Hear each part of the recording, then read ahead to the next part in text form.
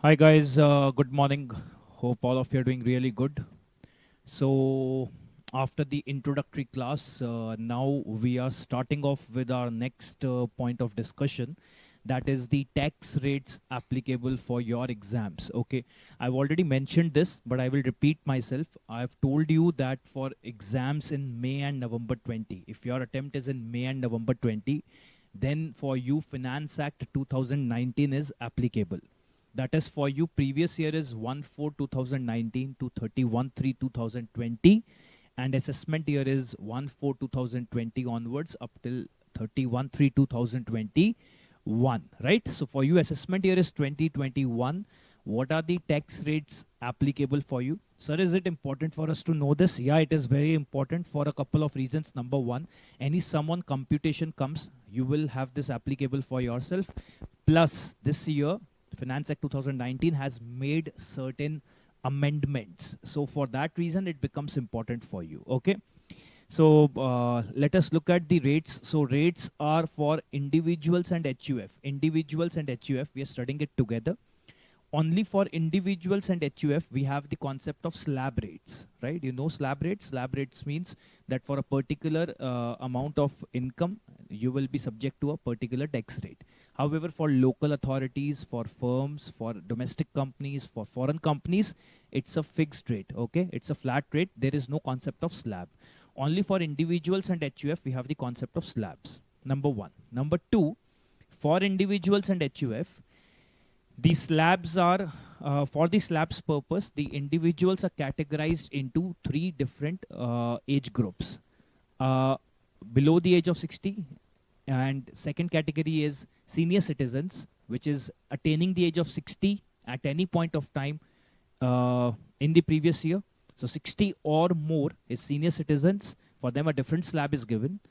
And for super senior citizens, super senior citizen mean those people who have attained the age of 80 during any point of time in the previous year, okay, or they are more than 80 years, then they will fall in super senior citizens category. So there are three categories for the individuals or in case of HUF, okay.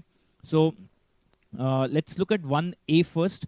Tax rates in case of individuals and HUF. In case of every individual other than individuals referred to in 1B and 1C. As I told you, three categories are there. So 1B and 1C are different.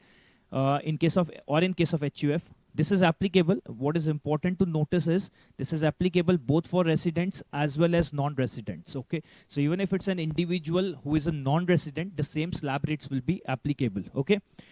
Total income, if it does not exceed rupees 2,50,000, nothing is to be paid. If the total income exceeds rupees 2,50,000 but does not exceed 5 lakh, if your total income is less than 5 lakh in a year, you will be subject to only 5% of the tax rate on any income over and above 2,50,000. Above 5 lakhs up till 10 lakh, you will be subject to 20%. So from 5%, the tax rate directly jumps to 20%. And for any income over and above 10 lakhs, you will be subject to a tax rate of 30%. So if you see over there, what we have done is we have written above 5 lakhs, you will have to pay 12,500 plus 20% has to be paid on any income over and above 10 lakh, right? I mean, over and above 5 lakh, which means from 2,50,000 to 5 lakh is 2,50,000, and 2,50,000 into 5% is 12,500. Okay, that's why we have written 12,500. Similarly, if somebody has an income greater than 10 lakh, so from 5 lakh to 10 lakh is 5 lakh, on that 5 lakh, 20% will be applicable. So 20% of 5 lakh is 1 lakh plus 12,500 you have to pay on any amount over and above 2,50,000. So total becomes 1,12,500, and only for your income which is over and above 10 lakhs, for that you will be subject to 30%. I hope this is clear to you. If you fall in 1B, which I told you is a senior citizen category, in case of every individual being a resident in India, So why are you stressing so much on that? I am stressing so much on that because 1B and 1C, that is senior citizen and super senior citizen categories, will be applicable only in case of residents, but not in case of non-residents. Whereas, if you look at the language here, it clearly specifies that this is applicable both in case of residents as well as non-residents. You see this? Which means, what does that imply, sir? Which means that if a non-resident is of an age of 65 years, he is a senior citizen in the eyes of law, but for him still the tax rate will be applicable as given in 1A. The senior citizen or super senior citizen concept will not apply in case of non-residents. For non-residents, 1A will still apply. No need to write that. It's already given in the book. Okay, please don't write that. If you have to write something, I will clearly specify. Okay, please don't write. Just understand what I'm saying. Okay. Who is of the age of 60 years or more but less than 80 years at any time during the previous year. Any point of time during the previous year, that is for you from 1/4/19 to 31/3/20. If at any point of time you attained the age of 60 years, you will qualify as a senior citizen, provided you are a resident in India, and the tax rates will be applicable as given in 1B, okay, not as in 1A. Sir, who is a resident, who is a non-resident? That we will study later on. This is covered in section 6. Okay, that is something to be studied later on when we study non-residents under international taxation. That time we will understand who is a resident, who is a non-resident, who is a resident and ordinary resident, who is a resident and not ordinary resident. Although you have done all these things in IPC, but don't worry, I'm not testing you right now on that. Okay. Okay. What is different in 1B, sir? 1B, up till 3 lakh, you don't have any taxes payable. Above 3 lakh, up till 5 lakhs, 5% will apply. Above 5 lakhs, up till 10 lakhs, 20% will apply. And above 10 lakhs, 30% will apply only on the incremental income. Okay. So I hope this is clear to you. Okay, 1C. 1C is for super senior citizens. Who is a super senior citizen? If you have attained 80 years of age at any point of time during the previous year, then you will be qualifying as a super senior citizen, and there is more relief for you. You will not have to pay any taxes if your annual income does not exceed 5 lakh rupees. Above 5 lakh up till 10 lakh, straight away 20% will apply, and above 10 lakh, 30% will apply only on the incremental income. So from 5 lakh to 10 lakh is 5 lakh rupees. On that 20% is 1 lakh. That's why we have written 1 lakh plus 30% has to be paid on income over and above that. Okay. Now, as I told you, the important point, the tax rates given in 1A are for residents as well as non-residents. However, the points given in 1B and 1C are only for resident individuals. Okay, it's only for resident individuals. The concept of senior citizens and super senior citizens will not apply in case of non-residents. It will only apply in case of residents. Therefore, in case of a senior citizen or a super senior citizen being a non-resident, the tax rates given in 1A shall apply. I hope this is making sense to you. Okay. Next. Surcharge has to be paid on the income tax. Surcharge is payable on the income tax, not on the income. What income you have in total will define the surcharge rate applicable to you, but surcharge is payable on the tax amount already calculated. Surcharge is never calculated as a percentage of income. Surcharge is calculated as a percentage of your income tax. Okay. The income tax so calculated or in section 111A or in section 112 or 112A. These relates to short-term capital gains, long-term capital gains. Short-term capital gains is covered in 111A. Long-term capital gains is covered in 112. Long-term capital gain on equity. Equity through a recognized stock exchange is covered under 112A. All these income will also be included, and then we will see in case of every individual or HUF, surcharge will be applicable in the following different categories. Okay, so I've told this to you. Finance Act 2018 had brought a drastic and a bold amendment where any long-term capital gains on equity, which was trading through a recognized stock exchange, like for practical example, shares of Infosys, which you are trading through BSE or NSE, if your gains are long-term capital gains. Sir, what are long-term capital gains? Holding period is greater than 12 months, then such gains were exempted from tax liability under section 1038. Last year, a big reform was made in the Finance Act 2018, and the same was subject to tax liability under section 112A. Okay, so we will be studying section 112A in capital gains chapter, but this was one move made by the government which was heavily criticized. Okay, So we will discuss all that later on, but because too much of reference of 112A will be made during our discussion, so it's important for you to remember what 112A speaks about. Okay. Now, 10% of such income tax. You see the language? 10% surcharge of income tax. I told you, no, it is calculated on the income tax liability. Will be applicable where your income exceeds 50 lakh but does not exceed rupees 1 crore. So if your income is above 50 lakhs, then sir, you have to pay 10% extra, which means the slab rates will be applicable. The moment your income exceeds above 10 lakh, then you have to pay 30% taxes on that money. Whatever final liability is computed on that 10% extra has to be paid because your total income is exceeding 50 lakhs. Okay, this 10% is calculated as a percentage of your income tax liability. If your income exceeds 1 crore but does not exceed 2 crore, then 15% has to be paid, which means if you're earning more, you will be penalized more by the tax authorities. I am personally not very much in favor of this kind of a breakup of surcharge rates, because I don't understand the logic behind this. So basically what you're trying to say is, if you're making more money for the fact that you are working at a top executive level, because of the fact that you are a learned person or you're an intelligent person, okay, or based on your experience, your hard work, you have reached a particular, you have attained some success in your life, you should pay more taxes to the government, even if you are directly contributing to the economic growth. Okay, I hope you understood. I'm saying all that sarcastically. I personally do not find this at all encouraging for the economic growth. I don't know where does this number come from. Okay, so earlier, it was only two categories were given. Above 50 lakhs up to 1 crore was 10%. Above 1 crore was 15%, which to me looked more fair. Okay, but now what they have done is, they have further subdivided into two more categories, and this is, if you see below that, I've written amended by Finance Act 2019. This is one of the amendments made, and that's why I told you this is important for you. So now they have said that if your income is above 1 crore then and only within 2 crores annually, then 15% surcharge will apply. And if your income is exceeding 2 crores but up till 5 crores, 25% surcharge will apply. Do you even understand what does that mean? That means you're paying 30% taxes. 25% of that 30% you have to pay further, which means 25% of 37.5, which is 37.5% effectively you're paying as taxes. Plus there is health and education cess of 4% to be paid by you, which means a person is ending up paying around 40% money as taxes out of your earning.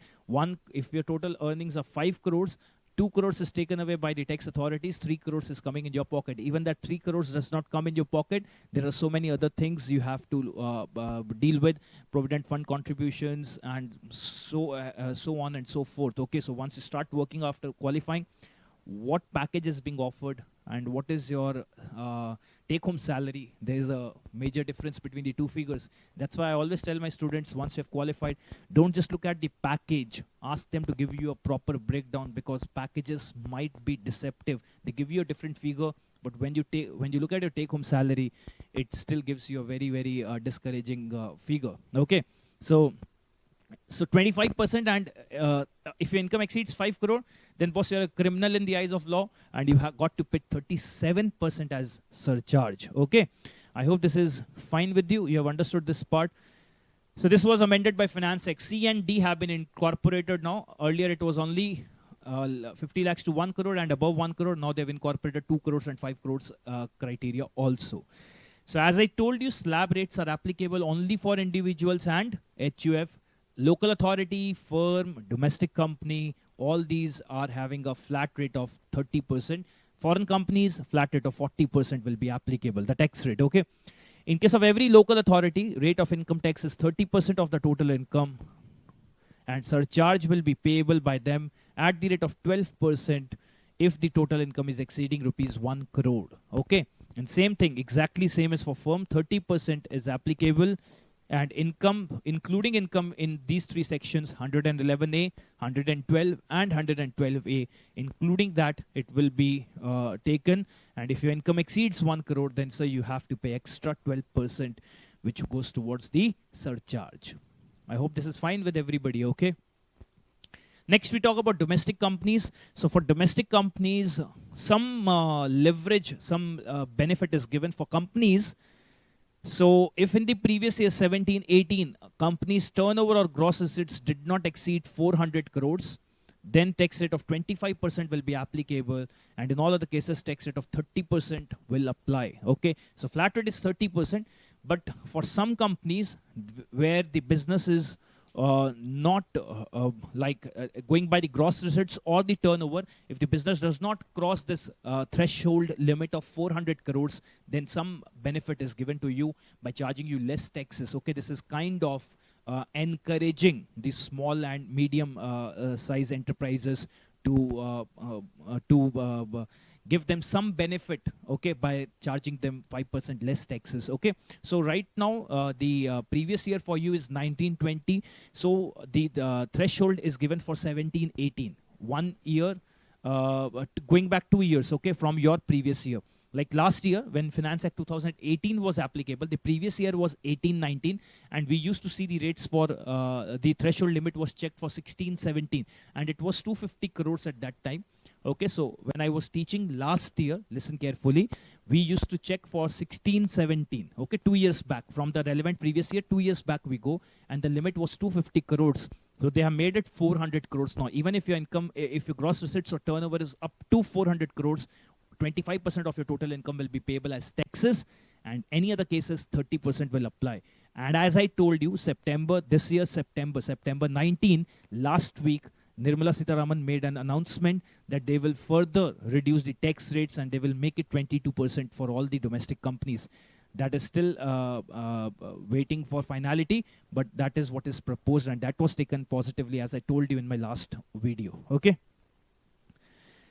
So this income, including the income under section 111A, 112 and 112A, will be increased by surcharge on income tax. Okay, surcharge is always on income tax at the rate of 7% if the income exceeds 1 crore but does not exceed 10 crores. If the income is exceeding 10 crores, then surcharge will be levied at the rate of 12%. Okay, so 7% and 12% will apply in case of domestic companies. Okay, in case of foreign companies, the tax rate is 40% of the income tax. The income tax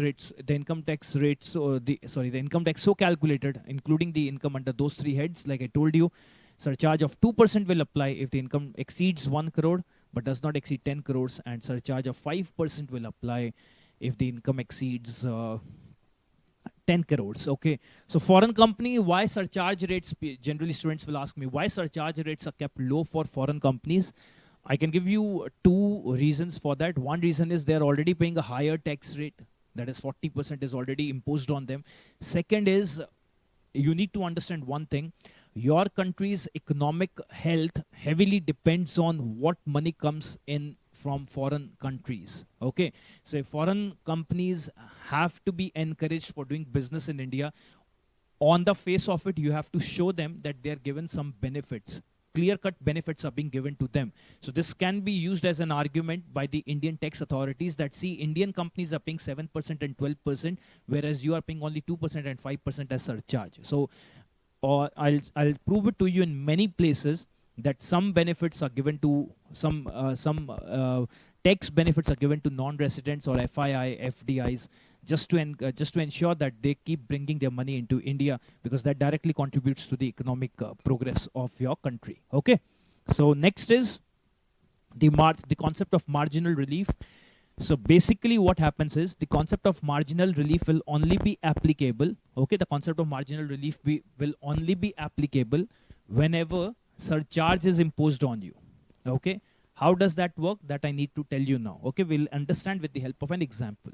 So let's first understand how much was the surcharge applicable for individual and HUF. Number one, for individuals and HUF, surcharge will not apply. Surcharge will not apply if the total income is not exceeding 50 lakhs. But if the income is exceeding 50 lakhs, then 10% surcharge has to be paid. Correct now? So that we need to understand now how marginal relief will be given. Relief, from the word relief itself, you understand some benefit will be given to the SSC. What is that benefit? How that is calculated? That we need to understand. In case 1 above, in case of an individual and HUF where the total income exceeds rupees 50 lakh but does not exceed rupees 1 crore, the aggregate of the income tax and surcharge shall be restricted to, if your income is greater than 50% but does not exceed 1 crore, then what is the total tax and surcharge that you should be liable to pay, that we need to understand. Tax on rupees 50 lakhs should be calculated plus your total income minus 50 lakh. That is the maximum tax liability that you should pay. But sir, why? I will answer that why part with this example. If you come to the next page, please, and you look at example number 1. Please look at example number 1. In case of a resident individual, age below 60 years, calculation of tax liability and marginal relief shall be as under. So if you have income of 50 lakhs, then surcharge is not applicable. Your tax liability will come 13,12,500. Can I please ask you to do this on your calculator? Okay, rather than just trusting my number, can you please do that computation? Please do it. Please see if you are able to get that 13,12,500. You know the slab rates applicable. Case 1A has to be seen. See if you are able to understand that.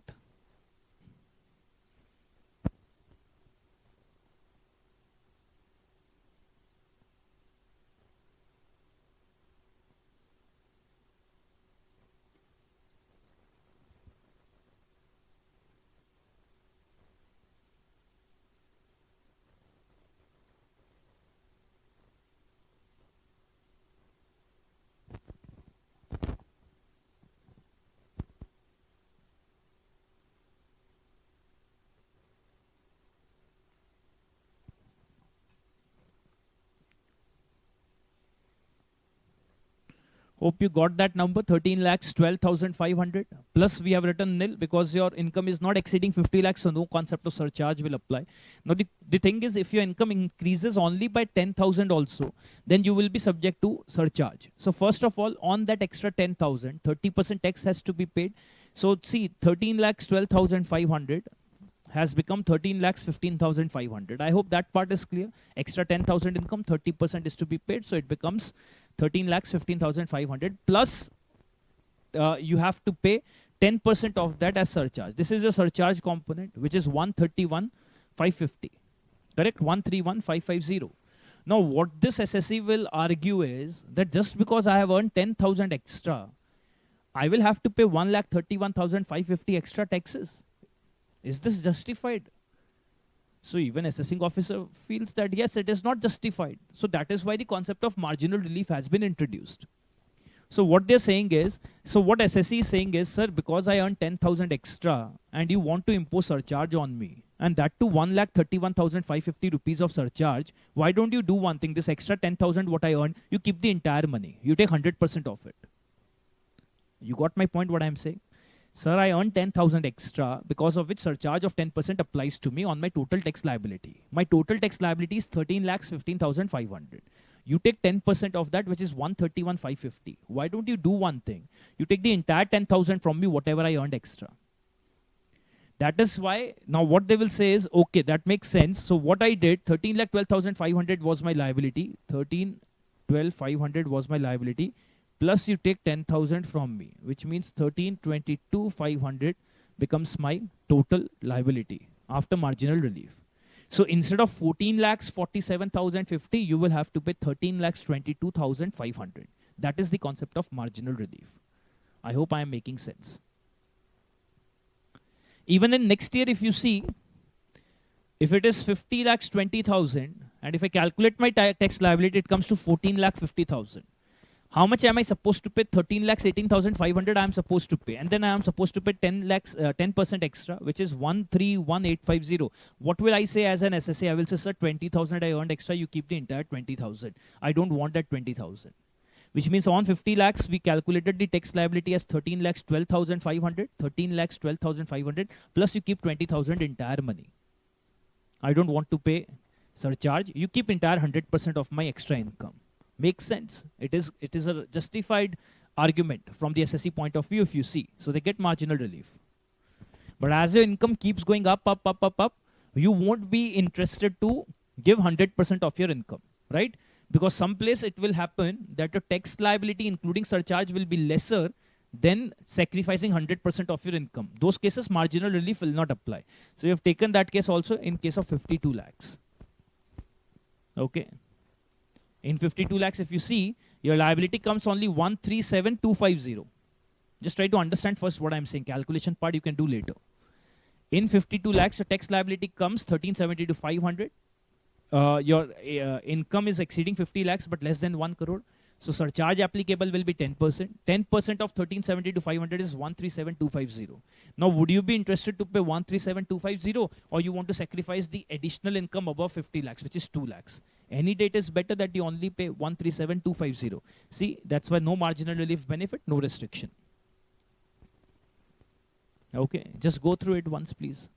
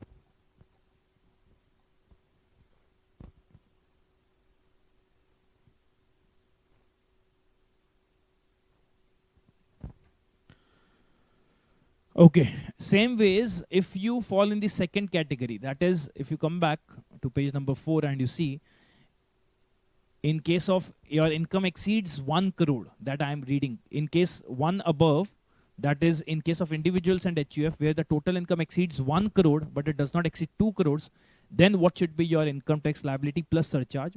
On 1 crore, I will pay tax plus I will pay surcharge also, which is 10% surcharge, plus total income minus 1 crore. That is the extra I will pay. Because the moment your income exceeds 1 crore, you will be subject to 15% surcharge.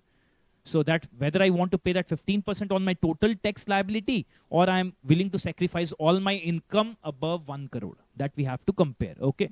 So now if you look at this case, the second case, you see 1 crore, 1 lakhs.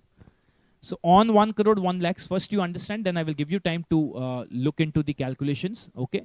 On 1 crore, 1 lakh, let's say your total liability comes to 28 lakh 42,500. That's a tax liability. Okay. Surcharge applicable is 15%. 15% will be calculated on your income tax liability, which is 2842,500 into 15%. That comes to 426,375. Total is 326,875. Sir, how much over and above 1 crore have you earned? Only 1 lakh. How much taxes extra I have to pay? 426,375. Correct? So what the SSE will say in this case is, if my income was 1 crore, how much taxes I would have paid, including surcharge up to 1 crore. Including surcharge up to 1 crore. That we have to see. That is the first case, which is 28,12,500 plus 10% of that, because up to 1 crore is 10% surcharge. Total comes to 30,93,750. So, sir, if I pay 30,93,750 on 1 crore, plus 1 lakh extra income I have earned, you take away the entire 1 lakh from me. You take away entire 1 lakh from me, then my liability will come to 31,93,750. How did I get this number? I took this number from here, which is 30,93,750, plus whatever extra I earned over and above 1 crore that you take, which is 31,93,750. 31,93,750 you take from me. Why do you want me to pay 32,68? Because I hope you're understanding why this problem is coming. Because the moment your income exceeds a particular slab, the threshold, the moment it exceeds, on your total income tax, 15% is applying. That is why the benefit of income is less, but the tax liability outflow is more. That's why you are given this marginal relief. Okay. So you can just go through this computation, please.